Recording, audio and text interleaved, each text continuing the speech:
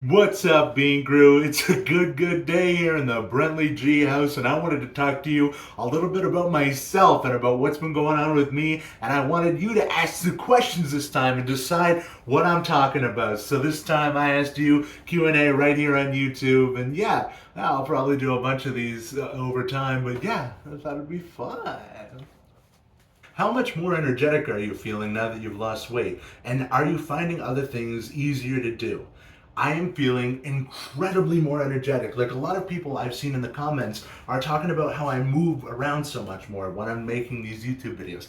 And I do feel myself being able to move around in that more animated sort of way. And I'm hamming it up right now, but yeah, that's just because I'm talking about it. But I do enjoy moving around. And I was as a youth, before I got fat, I was always the kind of person that gesticulated when he talked. And then as I got fatter, I got tired. I got more tired. I was sort of dehydrated, so my muscles were all scrapey and tight. And I was like, hey guys, I'm making a video about this thing here. Like, I can't even stay still. I'm rocking back and forth.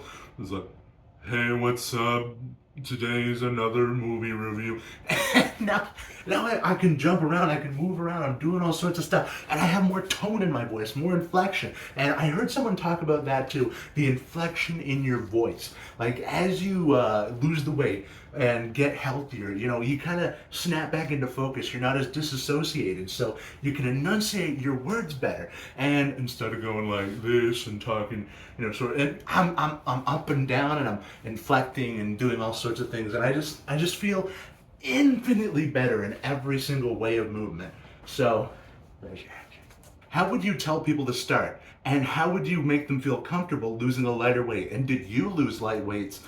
Did you use light weights when you were beginning? I definitely used light weights. I started out with 15s on everything because I only owned 15-pound weights, right? I didn't have a gym membership starting out. And I was completely comfortable with that.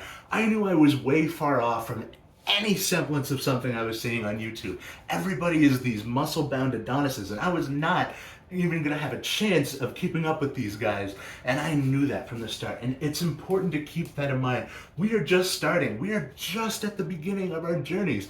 And we cannot be expected to be, lifting these 100-pound weights just on the regular. We gotta build that up. We gotta build our muscle. And the best thing I can recommend to you as someone who is starting out is to just take your time and be patient, because if you try to burst out too fast, you're going to hurt yourself and you're going to really damage any success you could have possibly had. The ultimate thing to remember when you're doing something like a weight loss journey or trying to get muscular is that you're starting out and you're going to have newbie gains. You don't need to be putting pedal to the metal and absolutely gunning it towards the finish line. You just need to put in a little bit of effort, one thing at a time. When I started out doing this weight loss journey, this specific one, I didn't blast off like all the other ones. I didn't immediately dip down to 1,200 calories. I didn't immediately start, flooring it on the gym every second of every day. I wasn't trying to run the maximum amount. What allowed me to be successful this time was just slowly adding one thing at a time. I tipped my calories down just a little bit. I started running on the elliptical a little bit, just a few times a week. 3 times a week I was running on the elliptical. And now I do it almost every night. And that is fantastic. But also, I didn't just blast up. It's one thing at a time. You should be adding maybe one new thing every week, every 2 weeks. And you don't need to add it every 2 weeks. If you find something that's working for you, if you find something that can make you go down just even a smidgen, just keep on track with that. And don't do anything until you're sure that you really need to speed up, until you're sure that you've maybe hit a plateau and you need to start working harder. Don't push yourself too much, because pushing yourself too much makes you fall down. And that just puts you back where you were. What were your favorite childhood activities, and what lifestyle choices led to you being this overweight and then ultimately falling back and going to weight loss? Well, to start out, my childhood activities were wild. There was a huge, wide spectrum of stuff I did. I was on a lot of sports teams in my younger years. I was on the baseball team, on the soccer team, and then on the football team for quite a while. And that was a good one. I was really good on football. And I did the Mad Science Club. I did the art club. I did a lot of drawing and Pokemon. Oh, I loved Pokemon. I was an absolute Pokemaniac growing up, and yeah, I actually still play the Pokemon games now, and that's fun. I had a lot of friends. I had two different friend groups. I was an incredibly social kid. I was like getting out there, talking to people. I hung out with friends. I went into abandoned houses, and we walked around town, and we just got into whatever we could. We played like games like Truth or Dare. We built forts deep in the woods. We went to places that adults couldn't get to on purpose because it was just fun to get there. There was this huge deep ditch, I remember, that we had to get to, that we had to cross in order to get to a fort. And we knew that no grown-ups could get there because they couldn't jump that far. And I was scared at first, but eventually I was able to run and jump clear over, and I landed on my stomach like halfway across the ditch, like halfway like on the corner of the ditch, and then yeah, my friends, they grabbed me by the arms and pulled me up, and yeah, that was always very fun. I was very social. I was very out there and active. And then what happened with me being fat was I kind of ended up gaining weight over time as I sort of got more sedentary and lost a lot of these social activities. I graduated high school, right? And then I got a job, and as the normal thing you do, you move out, you get an apartment, and your friends, they also get jobs and they get busy, so you're less social. You're sitting around your apartment, you're watching videos all day on the computer, and all of a sudden, next thing you know, you're 300, 350 pounds, and you're like, oh, crap, what have I done? And then, what happened with me was thing after thing started slipping away.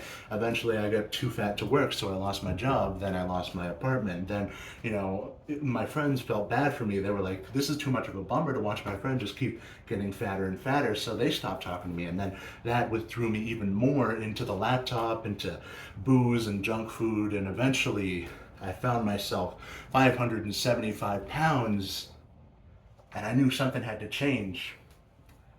And that was when I started, turning it around. I started counting calories, going down, and breaking away one thing at a time. And that was what really helped me, was the breaking down of one thing at a time. And eventually I put away the laptop, and that was the final marker that really allowed me to kick off. Like, I lost a lot of weight ever since I put off the laptop. And I think that was the biggest move. Getting away from the computer, getting rid of the distractions, and, being cognizant and aware of the decisions I was making all the time. What was the hardest part of your journey? Well, like everyone's, the hardest part of my journey was getting my head out of my butt. I was so stuck in this idea that I was completely helpless and completely hopeless, and that I was lost, and I had no chance of ever getting skinny again.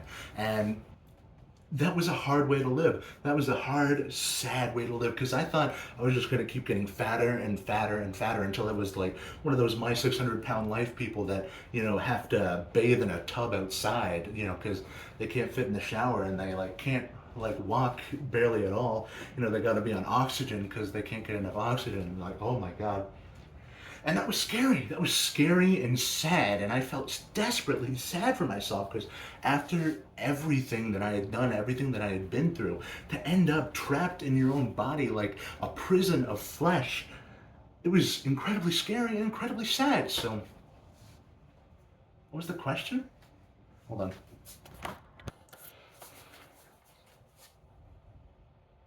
It was only once I was able to realize what the true secret to weight loss was, which was calories. You go down in calories and you just try to burn them so that you're burning more calories in the day than you're eating. And that was the trick to it. And it wasn't some complicated thing with sodium or protein or carbohydrates. It was just like, how many calories does your body burn and how many are you eating? That was the whole thing. And it wasn't exercise that was doing it. Exercise is great for building muscle and getting your heart healthier and breathing better, but it's not going to help you lose weight. Exercise will not do crap to help you lose weight. But Calories in, calories out. I hate to say it. It sounds like a dick thing to say. As fat people, we've all heard the saying, calories in, calories out. That's the whole gimmick. And it's not that simple. It's never that simple. It's a psychological thing, you know, because we know how much we're supposed to eat, right? We know what is a healthy, normal amount of food to eat. But also, I'm sad. I want to eat a lasagna. So, it's all about making the responsible decisions and doing the right thing for yourself, even when you're in that saddened, weak psychological state. It's an addiction, just like heroin, but you can't quit it or else you die. If you have one, what is your favorite exercise?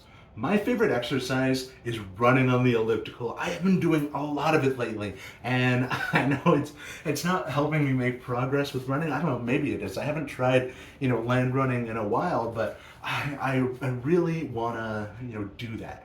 I really want to get into running, and I've been building up the ability to do more cardio. I can run for 40 minutes on the elliptical now. My toes start to go numb, but that's a whole thing. And it's great. The feeling of running. I put the music in my ear and then I run and I don't know, I do little tricks and stuff. I'm like running and feeling the music and dancing a little bit. And when that, the runner's high hits you, that little head rush, that's like, oh, whoa, you're like, oh man. And then after that, like if you run on the elliptical late at night and then you go home, right? You sleep beautifully. You sleep like a log, man. You sleep like, you wake up feeling refreshed at 10 o'clock, even though you went to bed at 12. You get a full 10 hours. It is beautiful. And that's why I like the elliptical. You just feel better when you run. Do you listen to music while you work out? And if so, which ones? Well, I've got a lot of different options. Something I do when I'm just sitting around is I make playlists for when I work out or when I do stuff. I have this playlist that I made for this huge road trip. It was a 45-minute long playlist, and it is awesome. And it has like a widest variety of hits. Like it's got Frank Sinatra on there. It's got Sugar Pine 7 on there. It's got bad lip reading songs. And yeah, I've got the playlist of my favorite songs from high school. That's got some crazy stuff. The Big Bang Theory theme song is on there. And I've got a heavy metal playlist that's got a lot of Metallica on there. It's got a lot of AC/DC. It's got a lot of Chad Hates George. It's got a lot of Guns N' Roses. I'm trying to think of the bands that are on there. I just made that one recently. I've just been getting into metal, I'll get into it more, but I was recently to a metal show, which was really fun, and I loved it, and I had a really great experience with it. So I'm just kind of getting into metal recently, and that's been, super fun. Just enjoying the community a little bit more. Do you have a specific time you like to work out? Yeah, as early as I possibly can. From the moment I wake up, the first thing I do, take my morning dump, brush my teeth, weigh myself, then I take my pre-workout, then I sit and watch a little bit of YouTube before it kicks in, and then right over to the gym, freaking blasting it out, working out, and that really helps me get a start to my day. Having that routine and being consistent about that, having a workout first thing in the morning really helps me wake myself up and make good decisions for the rest of the day. Because I find like if I have an early morning appointment to get to, or if somebody made plans for the early morning that I have to attend, I'm off the whole day, and I will make bad decisions because I don't know if it's the caffeine that wakes me up and gets my mind going, or maybe if it's like the blood flow going and that makes me smarter, but I find I always make better decisions if I have a workout early in the morning, as early as I possibly can. How was your time in school? How was your time in school? And do you have any favorite sports? Well, my time in school was complicated. It was really good socially. Like I had a lot of friends, and I was very, popular and well liked. And but I was stupid. I was mad dumb, right? I kept failing my math classes. I was never held back. Like that never happened. But I was steady, like I was a steady like 70-60 student until I found something that I actually jived with. Like my biology classes I did well in, my history classes I did well in, sociology classes I did well in, like My writing class I did well in, and it was really just like math and like the hard sciences, chemistry, physics. Those were never super duper my thing. I could jive with biology, history, sociology, stuff that had something to do with like what felt like real life. Like chemistry and physics, has a bit to do with real life, but it kind of felt like nonsense, right? So I was not that into it. And math, complete garbage. You don't need to know anything from math class. Nothing you learned in math class will ever be valuable. And I say that as a person who graduated from high school 9 years ago. Maybe I used multiplication or division or addition, but I've never used anything else. Like past the very basics like that, you're never going to use any of it. Swear to God. And I think I knew that at a subconscious level, which is why I never really applied myself in that. Oh my God. One day, I took, when I was in 10th grade, we could take an elective class, just one elective class, and I ended up in fashion design because there was only two classes available that were still left, and I picked fashion design, and I nailed it. Absolutely dominated that class. The teacher said that I had the second best stitching in the class. I designed this really great dress, and it was a really fun time. I got a 98 in that class, the highest grade I had ever gotten. And I was so proud. Like when I got that report card, I looked at it and I got off the bus and skipped my way home. I was like, I was literally so happy. Over a 98. There were kids out there getting hundreds. There were kids out there crying over 98s, and I was there like, 98, how beautiful, how wondrous. I felt amazing.